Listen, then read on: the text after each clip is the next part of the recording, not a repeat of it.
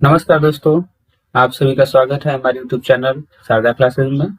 आज हम UP board के क्लास 7 के मैथ के दूसरे चैप्टर घातांक के वर्ग अभ्यास 2A के प्रश्नों को हल करेंगे। तो चलिए शुरू करते हैं आज का वीडियो। हमारा पहला क्वेश्चन है -2/3 की घात 5 का मान क्या होगा। तो यहाँ प्रश्न दिया गया -2/3 का घात 5 है। अब हम इसे हल करेंगे। अब घात 5 है, इसका मतलब यह हुआ कि हमें -2/3 का कितने बार गुना करना होगा? 5 बार। तो हम इसे 5 बार गुना कर लेते हैं।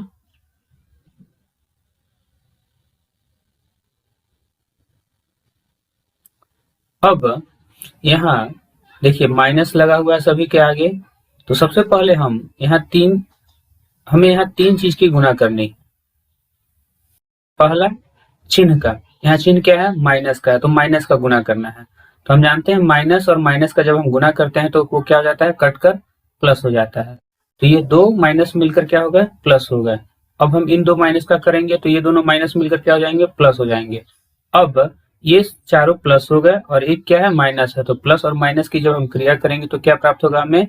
माइनस का। ठीक है। अब हम इसके अंश का गुना करेंगे। तो अंश में क्या है हमारा? 2, और 2 का गुना कितने बार करना है? 5 बार। तो चलिए करते हैं। 2 का गुना 2 से करेंगे तो 2 दूनी 4। अब 4 का गुना 2 से करेंगे, 4 दूनी 8। अब 8 का गुना 2 बार करेंगे, 8 दूनी 16। अब 16 का गुना 2 बार करेंगे, 16 दूनी 32। तो इस प्रकार यह हमें 32 के रूप में प्राप्त होगा।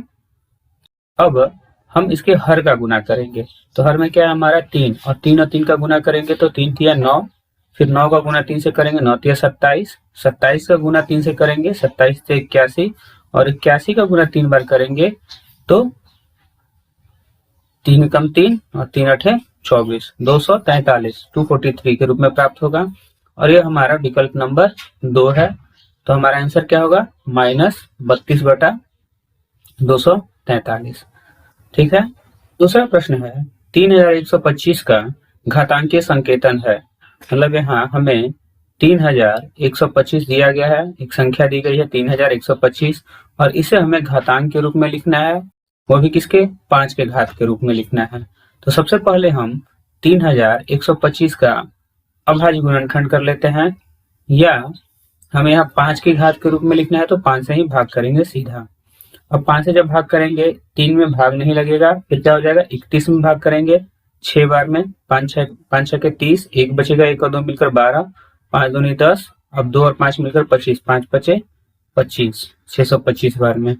फिर 5 से भाग करेंगे, 5 एकम 5, 5 दूनी 10, 5 पचे 25। फिर 5 से भाग करेंगे, 5 दूनी 10, 5 पचे 25। फिर 5 से भाग करेंगे, 5 पचे 25, और फिर एक बार 5 से भाग करेंगे तो 5 एकम 5। इसका मतलब हम 3125 को 5 गुना 5 गुना 5 गुना 5 गुना 5 के रूप में लिख सकते हैं। मतलब 5 का गुना हमने कितने बार किया? 5 बार। अब इस प्रकार हम इसे 1, 2, 3, 4, 5 बार, 5 का गुना हम कितने बार कर रहे हैं? तो सबसे पहले तो हम गुना 5 का कर रहे हैं, तो हमारा आधार 5 होगा, और गुना करने पर, अभाज्य गुणनखंड करने पर हमें यह 5 बार 5 का गुणा प्राप्त हुआ है, तो हमारा घात भी क्या होगा? 5 ही होगा। ठीक है। जिस संख्या का हम गुना करते हैं उसे हम घात में, आधार में लिखते हैं, और जितनी बार गुना करते हैं उसे हम घात में लिखते हैं। समझ में आया? तो 5 का गुना हम कर रहे हैं तो इसे हम आधार में लिखेंगे, और गुना भी 5 बार हो रहा है इसलिए घात हमारा 5 होगा। और इस प्रकार हमारा विकल्प नंबर 1 सही होगा, 5 की घात 5। ठीक है। हमारा अगला प्रश्न है 2 की घात 7 का मान है। अब कह रहा है 2 की घात 7, तो हमारा यहाँ आधार क्या होगा? आधार हमारा होगा 2, और इसके घात क्या है? 7। अब कह रहा है 2 की घात 7 का मान क्या होगा? इसका मतलब यह है कि हमें 2 का कितने बार गुना करना है? 7 बार करना है। तो 1, 2, 3 बार, 4 बार, ये 5वीं, 6ठी और 7वीं बार। अब यह क्या हो गया? 2 की घात 7 को हम विस्तार रूप में लिख लिए, अब हम इसका मान ज्ञात करने के लिए क्या करेंगे, गुना करेंगे। तो 2 का गुना 2 में करेंगे क्या होगा, 4। अब 4 का गुना 2 में करेंगे, 4 दूनी 8, 8 का गुना 2 में करेंगे, 8 दूनी 16, 16 का गुना 2 में करेंगे, 16 दूनी 32, 32 का गुना 2 बार करेंगे, 32 दूनी 64, और 64 में 2 से गुना करेंगे तो क्या होगा, 64 दूनी 128। और इस प्रकार हमारा विकल्प नंबर 3 क्या होगा, सही होगा। 2 की घात 7 का मान क्या होगा, 128 होगा। ठीक है। चौथा नंबर प्रश्न हमारा है, एक वर्गाकार क्यारी की भुजा 5 मीटर है, इसके क्षेत्रफल को घातीय संकेतन के रूप में लिखिए। मतलब हमें यहाँ एक वर्गाकार क्यारी दिया गया है। वर्गाकार क्यारी मतलब जैसे मान लीजिए एक क्यारी है और इसका आकार कैसा है, वर्गाकार है। वर्गाकार मतलब इसकी चारों भुजाएं क्या है, आपस में बराबर है। इसे ही हम जो वर्ग की तरह है, इसे हम वर्गाकार कहते हैं।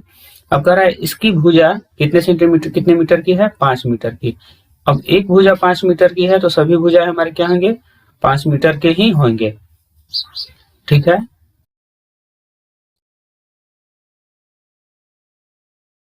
अब कह रहा है कि इसके क्षेत्रफल को घातीय संकेतन के रूप में लिखिए। तो सबसे पहले हमें यहाँ क्या दिया गया है, वर्गाकार क्यारी की भुजा। वर्गाकार क्यारी की भुजा क्या है, तो भुजा हमारा 5 मीटर का है। अब कह रहा है कि इसके क्षेत्रफल को घातीय संकेतन के रूप में लिखिए। तो हम जानते हैं कि वर्ग का क्षेत्रफल क्या होता है, वर्ग का क्षेत्रफल का सूत्र भुजा गुने भुजा, और इसकी जो इकाई होती है यह वर्ग इकाई होती है। ठीक। अब हम इसे भुजा स्क्वायर के रूप में भी लिख सकते हैं। भुजा गुना भुजा को क्या लिख सकते हैं, भुजा की घात 2 या भुजा का स्क्वायर, और यह हमारा इकाई यहाँ भी वर्ग इकाई ही होगा। अब यहाँ हमारा भुजा का मान क्या है, भुजा का मान 5 मीटर है, तो हमारा यह 5 हो जाएगा, और 5 की घात क्या होगा, 2 होगा, और यह वर्ग होगा। अब इकाई हमारा क्या है, तो इकाई हमारा क्या है, मीटर है, तो हम इसे मीटर लिखेंगे। ठीक है। तो ये हमारा आंसर होगा। इसके क्षेत्रफल का घातीय संकेतन क्या होगा, 5 की घात 2 वर्ग मीटर, यही हमारा आंसर होगा। हमने यहाँ वर्ग इकाई लिखा है, तो इसे हम लिखते क्यों हैं, वर्ग इकाई। तो जैसे प्रश्न में हमें भुजा जो दी गई है वो 5 मीटर दी गई है, तो भुजा की जो इकाई है वो क्या है, मीटर है। ठीक है। अब हमसे क्षेत्रफल पूछा गया है, तो क्षेत्रफल की इकाई क्या होगी, तो क्षेत्रफल का सूत्र जब भुजा गुने भुजा होता है, इसका मतलब कि हम एक बार यहाँ 5 मीटर का गुना किस में कर रहे हैं, 5 मीटर में कर रहे हैं। तो जब 5 और 5 का गुना करेंगे तो ये 5 का स्क्वायर हो जाएगा, और इकाई जो है वो भी हमारी मीटर है, तो मीटर का भी क्या होगा, वर्ग होगा, स्क्वायर होगा। और इसे ही हम अगर घात 2 है तो क्या कहते हैं, वर्ग कहते हैं।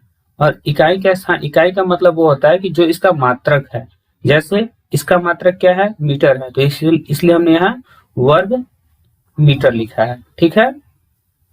तो यही हमारा वर्ग इकाई है।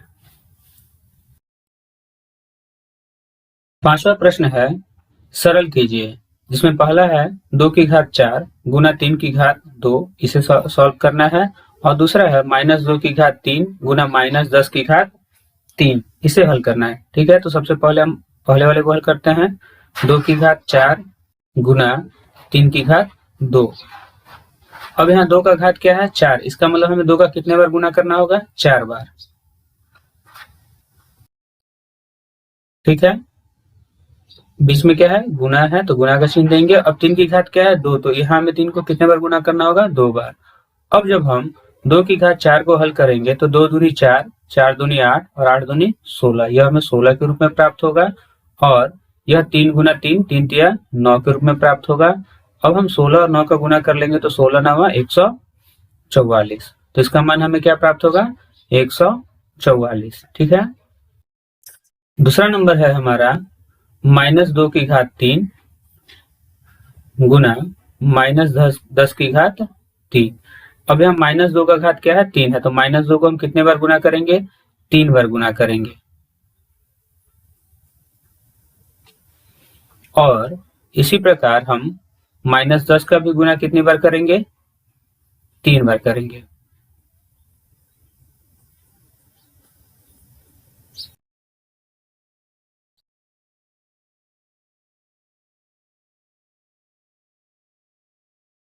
अब यहाँ हमारा दो चीजों का गुना हो रहा है, एक चिन्ह का गुना हो रहा है और एक संख्या का गुना हो रहा है। तो हमारा चिन्ह क्या है, माइनस।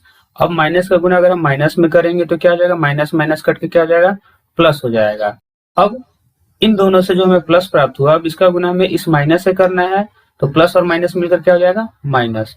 तो चिन्ह का गुना करने पर हमें क्या प्राप्त हुआ, माइनस। अब हम 2 का गुना 3 बार करेंगे, 2 दूनी 4, 4 दूनी 8, तो -2 की घात हमें क्या प्राप्त हुई, -8।